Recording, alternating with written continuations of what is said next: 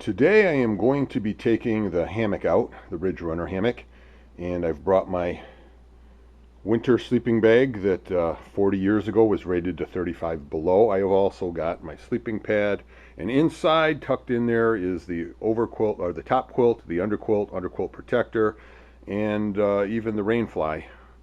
And we're just going to test it out today, revisit the winter sleeping bag idea and see if that works.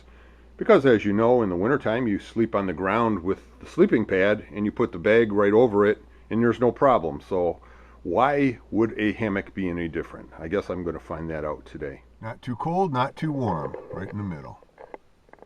Let's get started.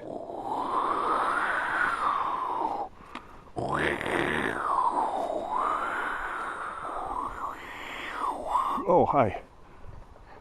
Just going on a little hike here. It's not actually that cold out. I'm just making sound effects to make it interesting. In fact, I could take this off. That's better. I do have a big load of gear on though. More than I would really need, but that's because I'm testing some stuff out here. Last summer I was out camping and was setting up after dark, and I have these different colored tapes on each end. In my case, I use red for the foot end, and I use green for the head end. And I discovered that under the green flashlight, they both look the same color. So I have marked the head end of everything with this glow-in-the-dark tape, so that won't happen again. Another good reason to test your gear out ahead of time. This is an underquilt protector that I created. It's just Argon 90, about 9 feet long, and it comes 58 to 60 inches wide. So I hemmed it, and then I ran the shot cord through the hems on all sides, all 4 sides, and then I sewed some ribbon. I sewed some ribbon on the corners. You put the ribbon over the crossbar, and then the continuous loop just fits on it and holds it in place.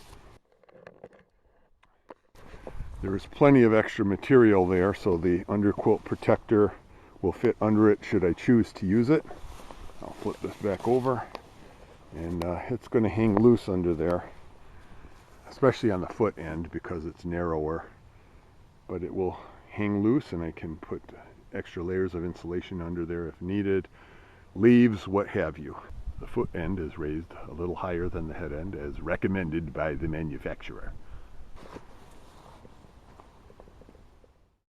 I'm going to slide this sleeping pad in between the 2 layers, and then this other sleeping pad is going to go sideways across there. That'll give me a little bit extra width around the shoulders where I noticed some cold in the past. I've used this sleeping pad in below 0 temperatures before. Just lay it on the ground and then I put the sleeping bag on top of it, and it seemed to have worked, so I will see if that will be the case with this hammock as well. Our first experiment today will involve my winter sleeping bag. It's almost 40 years old, made by Caribou Mountaineering. I don't know if they're still in business or not. If they are, you'll be happy to know that this old sleeping bag is still in use. And at the time I got it, it was rated to about 35 degrees below 0 Fahrenheit. So that's not too bad.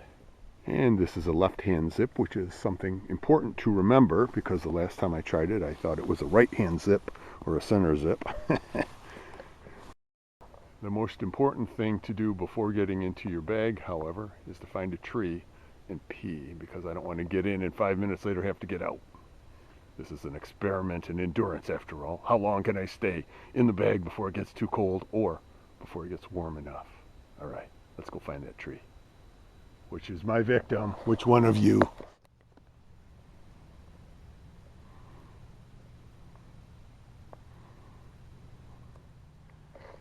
Yeah, the bag is definitely warm. This may be the way to go with this one. This is my winter bag, as I mentioned. It weighs about the same as the top quilt and the underquilts combined, so but that's the underquilt and underquilt blanket, right? So that's 3 pieces I could leave behind for just one of these.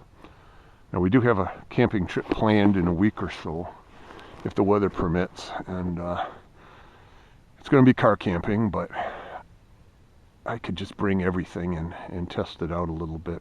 Even my 25-degree bag, my summer bag, I could see maybe trying to use that if it's not too cold. But this bag is definitely warm enough right now. Whereas last year, when I tried it in the gathered end hammock, it was just cold. There were a lot of issues with it, but I could not get comfortable. Here I've just been in it for 5 minutes, and the cold spots, are what few there were, are going away. Now this sleeping bag has a second zipper, an inner zipper, and I managed to get that about halfway zipped up, and that made a big difference.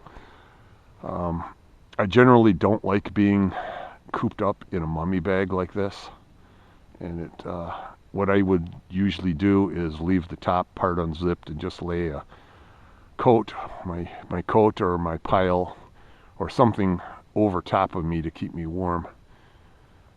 So I'm kind of artificially holding in heat right now, but I'm starting to overheat maybe.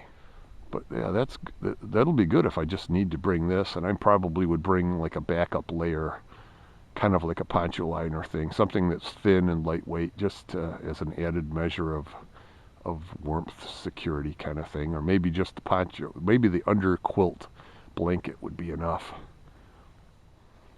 All right, this is nice and warm. Of course, I've unzipped the top part now, and I'm getting chilly again. It's a very slight breeze, around 30 degrees here, so not bad at all. I can unzip the bottom of the bag for ventilation if need be. There's the main zipper, and then inside there's a second one that usually don't zip up, but for extreme cold they would. That definitely helps quite a bit. For the hassles involved when it's not that cold out, just leave it unzipped. So there's my feet in the bag. That's the end of the foot end of the hammock, obviously. Got a little bit of extra room there. Don't really need it. I think I might be bunched up. The sleeping bag might be slightly bunched up under my head and shoulders, but hard to tell. It's longer than I am, and I don't need the extra length, and it's not uncomfortable, so I'm going to leave it alone. The foot end of the hammock may be a little bit too high. I might lower that a little bit, but it's not screwing with me, so they say to leave it up a little bit higher anyways, so it's working okay for now. As has been mentioned before, a lot of people say the Ridge Runner is real tippy, but again, I'm not experiencing it. I think it's just because the foot end is so high. I've got those angles, which means I'm low in the hammock. The center of gravity is lower. Now, when I need to make an adjustment, say to the zipper or something of the sleeping bag, I can sit up, and it does feel a little tippier, but I don't have to sit up to do it. I can scrunch up, I can reach inside the bag and grab the zippers from the inside if need be. So I haven't found any issues with it. But if you are experiencing excess tippiness, see your physician. I mean, maybe try angling your suspensions a little bit more. I have mentioned before how rigid these seams are, and they take up all the weight.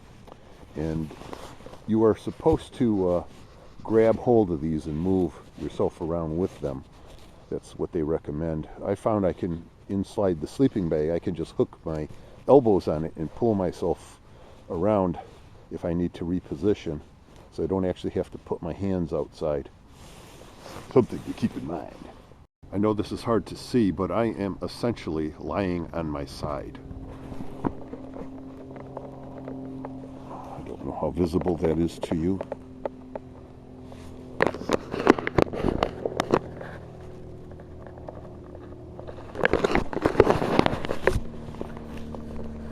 But that's something I cannot do in a gathered end hammock, and a lot of times at home in my own bed I like to sleep on my side, and so it's nice being able to do that right now.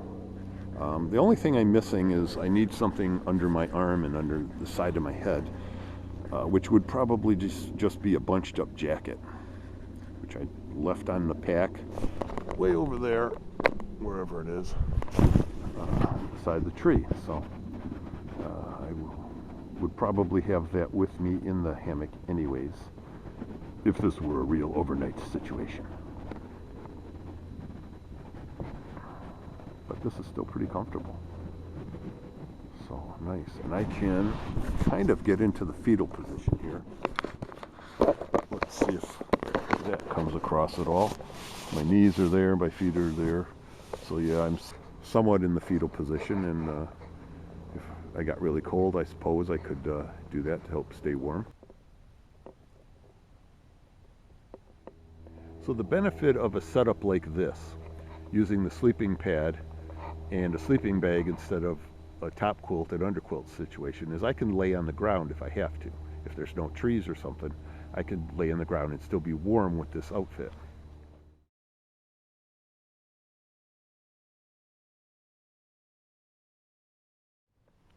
Now with this hammock, you can, if you need to, get a little bit of a diagonal lay in it. Mostly just for room, extra elbow room. As you can see here, the hammock narrows slightly in the middle. It's a bit wider at the head end than the foot end. But I just found that if I scoot slightly on a diagonal, I can hang my elbows over the side of the hammock along here. I can hang my elbows along the side of the hammock, and it just feels a little bit more comfortable. Being that the sleeping bag is a little bit tight on me anyways and claustrophobic inducing, it just feels a little bit better that way. I was very happy that the winter bag performed as well as it did in this hammock. Last year I tried it in the gathered end hammock, and it was very uncomfortable. It was cold and it bunched up. I could not get in it and adjust myself very well. But today it worked great. So that gives me more options for the future. If I just need to bring a sleeping bag and I can leave the underquilt and the top quilts behind, that saves a little bit. Not necessarily on weight, but it will save on just stuff in the pack. Fewer items is usually better. Keeping it simple.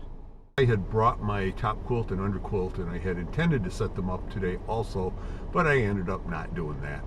I was very comfortable in the winter sleeping bag. I was in it for over an hour, nice and warm. And in a week or so, we have a camping trip planned. It's going to be like a drive-in campground kind of thing. So we'll just set up then, and I can bring all kinds of extra stuff. And if the weather cooperates, I can try it, experiment with it, and see what may work better or worse. All right. This is the end. Talk to you later. See you next time. The experiment continues.